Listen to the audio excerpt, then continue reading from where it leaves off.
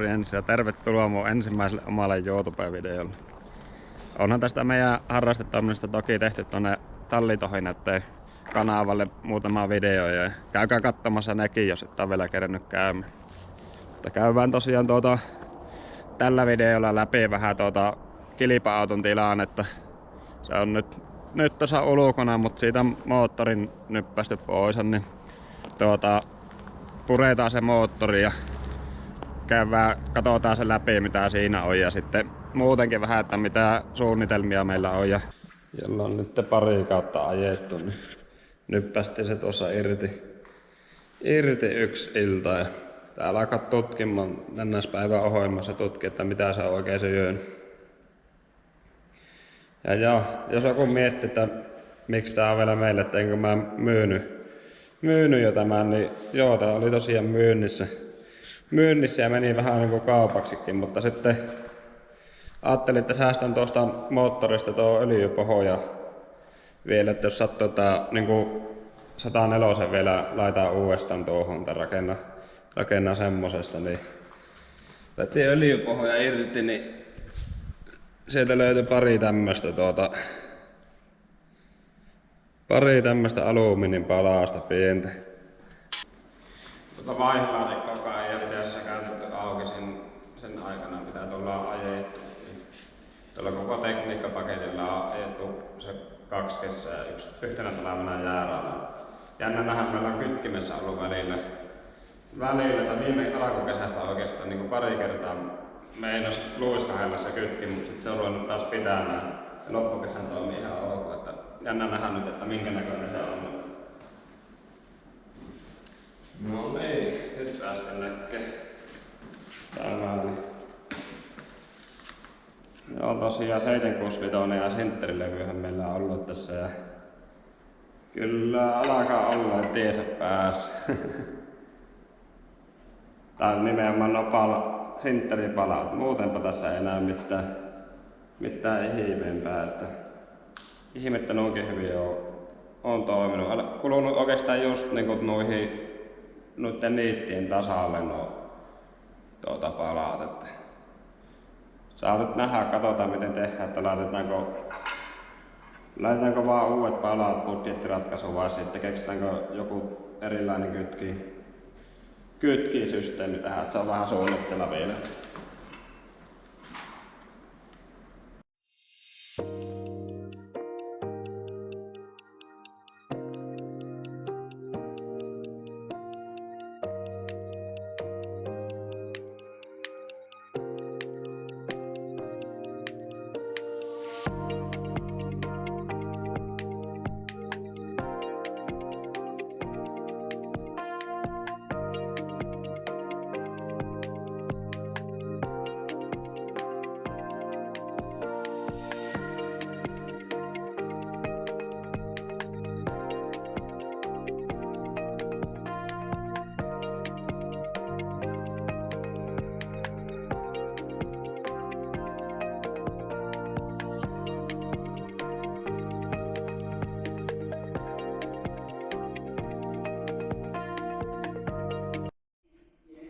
No niin, nyt ollaan päästy siihen vaiheeseen, että moottori on tuossa pukissa, niin ja nosturista on tehty väliaikainen työpöytä, niin aletaanpa purkaa moottori palasiksi.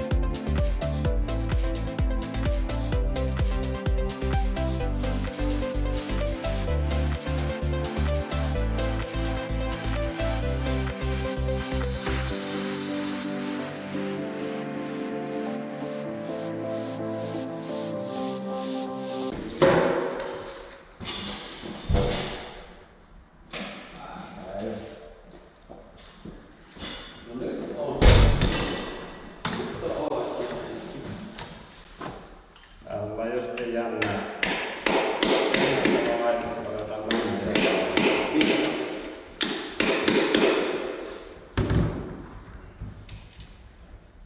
Ampiakseli pois. Niin, missä kunnossa? Niin. Siis, mutta eikö... Tämä on se, minkä ne myy. Minkä meitä se myy. Oli vähän takapakkella, on kohta selittää. Joo. Tai kohta oikeastaan näkyykin syyllinen. Okei. Aika kyllä sama maali. Se oli hyvä. Ei aivan kyllä näyttää niin koko niin vähän käsken. Siinä on kyllä. Siinä on syyllinen. Mä sanon sen koko. Okei. No mihin tuo hävii? Tuo palaa. Tuo löytyi tuolta öljysihtistä. Okei. Melko mäen. Sehän olisi voinut paskaa kaiken. No joo, siinä meni. Huonolla tuurilla. No joo. Tää ei tiedä kyllä tosi, että milloin se lähti ja kuinka kauan se pyörii. Siis no kuuluuko sinä käyntiäänestä jotain? Ei mitään oikeastaan. Sitten mä ajelin se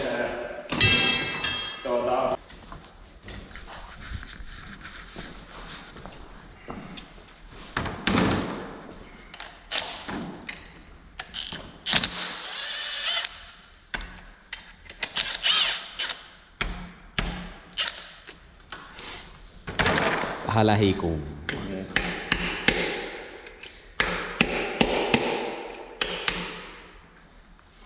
Riste tuo sitten syyttä mua, että on ottanut moottorin kynnyksen. Se on nyt paskanen, mutta siis ei mitään siis merkki, että olisi käynyt lämpimänä tai muuta. Niin, tai kuivana. Niin, kun meillä on kumminkin ollut sitä öljynpaineongelmaa, varsinkin silloin aluksi tuo vakio-öljy. Tässä on kyllä iso ovi. Siis siinä on just samasta kohti kaikki lähtenyt kyllä. Joo. Jännä homma. Oh.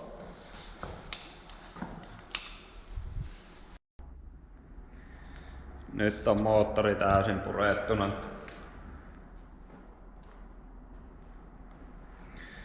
Ja tosin nuo 4 männästä oli lähtenyt palaset tuolta männän reunasta. Sitä on nyt speksailtu, että mistä se johtuu, että mikä se on tehnyt, että onko ne päässyt ottamaan kampiakselle limppuihin jossakin tilanteessa kiinni vai onko ne ajonut heikkoutta vai mitä. Tietenkään ihan varmaa syytä sille ei tiedä, mutta nyt joka tapauksessakin tulee ja siihen tilattu takomännät ja koneistetaan tuo moottori uusiksi ja rakennetaan naksun verran parempi. Ja pitää muistaa, että eihän tuo niinku huono ollut, että miettii, että vakiomännät ja noinkin pitkään kumminkin ajettu tuolla moottorilla, että silleen hyvin kestänyt, eikä nyt sitten löytynyt muuta tuhua. Mutta niin, sitten päästään siihen, että ne tekniset keskeytykset tai se epäonne, mitä nyt on ollut tuon auton kanssa, että menty aina rikkinäisellä autolla ja ihmettelemään tuohon lajitteluiden line-upia, että miten sillä pystyy ajamaan niin, ja mitä se on vastustanut tuo toiminta muutenkin, niin se ei ole kumminkaan niinku syy, että miksi mulla on ollut auto ja tuo tekniikka myynnissä. Että ei niinku ole lannistuttu niistä vastoinkäymistä. Ne kuuluu tähän moottoriurheiluun. Joskus tulee enemmän ja vähemmän niitä. Ja nyt on kyllä sattunut tälle kaudelle niinku paljon kaikennäköistä paskaa siihen. Mutta se, että syy miksi on ollut tuo auto myynnissä ja tuo tekniikka, niin iso syy siihen on tämä hallitoimitila, missä toimittaa, niin tässä on ollut semmoinen hanke menneillä itselle, että ostaa tämä itselle. Mutta joo, nyt on kuitenkin päädytty siihen, että jatketaan vielä hölmöä harrastusta ainakin hetken aikaa ja tehdään tuosta autosta nyt parempi ja kilpailukykyisempi tai niin luotettavampi, se on päätavoitteena tehdä siitä ja sitten käydään ehkä ensi kesänä kilpailenkin jotakin kilpailuita, jos mahdollista.